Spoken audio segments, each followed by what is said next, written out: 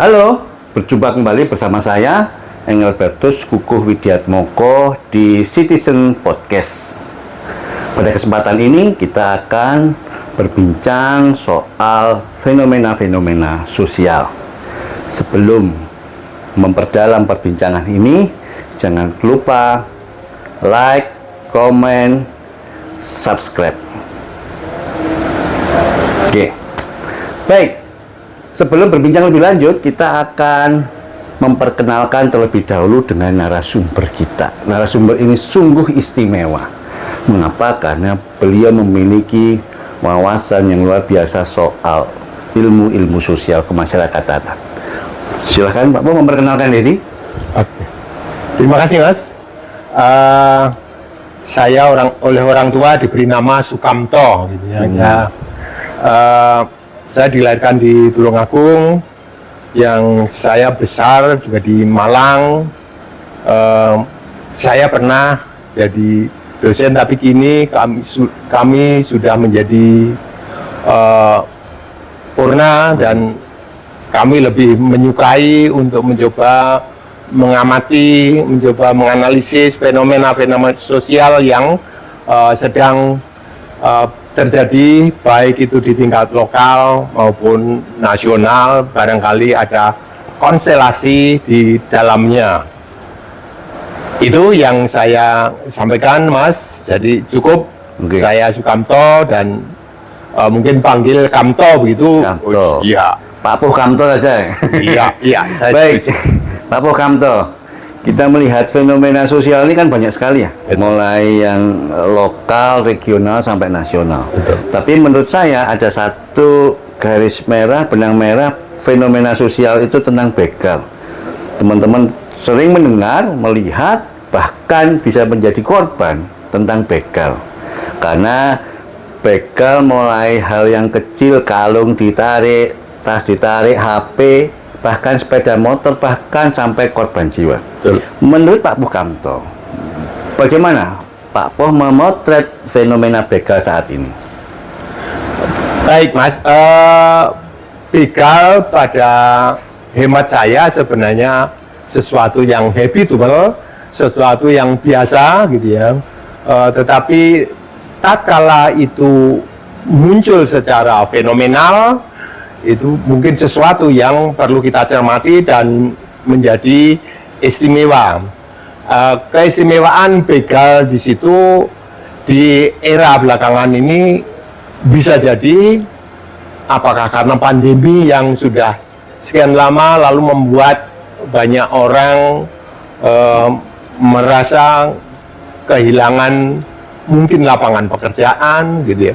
Tetapi di sisi yang lain juga bisa jadi, apakah fenomena begal ini ada konstelasinya dengan begal-begal yang lain? Dalam hal ini mungkin secara institusi ada konteks dengan perpolitikan yang berada di negara kita, yang kini kita di tahun-tahun atau juga bahkan sekarang sudah bulan-bulan politik, begitu ya. Adakah mereka itu hanya untuk kepentingan sesaat pribadi, ataukah dia sebenarnya merupakan satu jaringan dan jalinan yang secara terinstitusi oleh suatu lembaga tertentu. Yeah. Ini yang menurut saya yang perlu juga untuk dicermati. Jadi sesuatu yang semula memang biasa, tetapi bisa menjadi luar biasa tatkala itu mewabah. Saya kira seperti itu. Ya. Ini teman-teman, ada diksi begal politik ini. Iya. Ya, begal politik. Sebenarnya begal itu bukan yang biasa-biasa saja. Tapi ketika ditarik oleh Pak Po Kamto ini menjadi begal politik. Bisa diperdalam sedikit Pak Po tentang begal politik ini khususnya. Baik, begal politik di sini sebenarnya bisa berskala lokal, bisa regional, maupun juga nasional. Mungkin yang ekstrim nasional, fenomena Demokrat itu ya, yang terjadi perebutan pimpinan, begitu ya, dengan apapun latar mereka masing-masing. Ini sesuatu yang juga bisa disebut sebagai satu begal yang diperpolitikan yang ada di negara kita. Oke, oke. Ya, saya kira itu. Kalau ditarik secara sedikit ilmiah, Pak Po ya. Ini ada nggak teori yang bisa memayungi fenomena begal politik saat ini? Kalau begal itu berlangsung sendirian dalam artian individu-individu atau subjek-subjek pelaku, bisa jadi itu merupakan perilaku sosial. Tetapi tatkala itu sudah fenomenal dan mungkin ada jalinan maupun jaringan di antara mereka dan mungkin itu di bawah satu komando tertentu, maka itu sudah lebih bersifat sistemik dan itu lebih bersifat institusi. Jadi ini tentu menjadi satu fakta pada tingkat sistem itu fakta sosial, pada tingkat individu itu sebenarnya adalah perilaku sosial.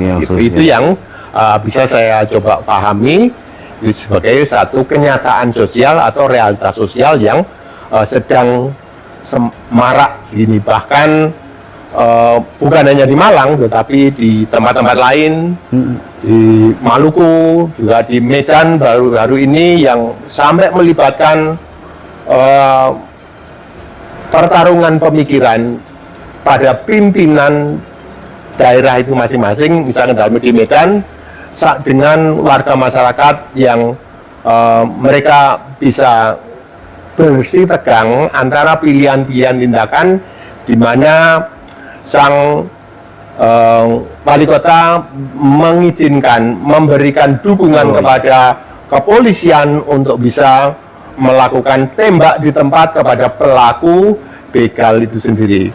Dan ini ternyata juga tidak semudah itu, warga masyarakat banyak pula yang mencoba menolak dan menangkis itu. Saya juga artinya kita curiga di satu sisi mereka juga tidak aman, pada sisi yang lain ada komunitas yang memberikan dukungan pada itu.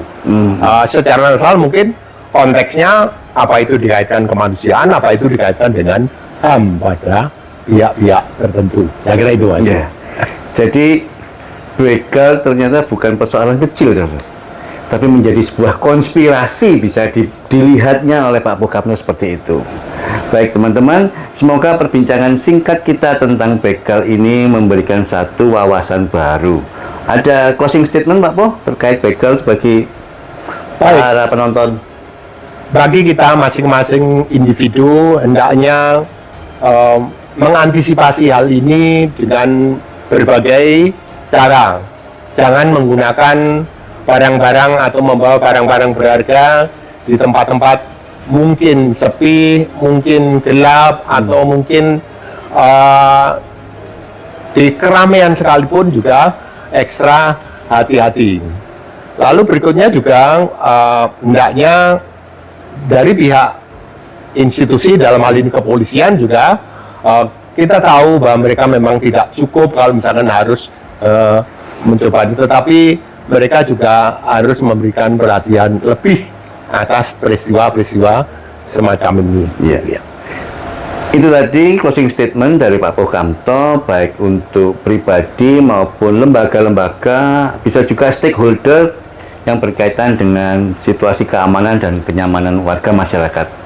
Semoga bermanfaat. Kita berjumpa kembali di Citizen Podcast. Jangan lupa komen, like, subscribe,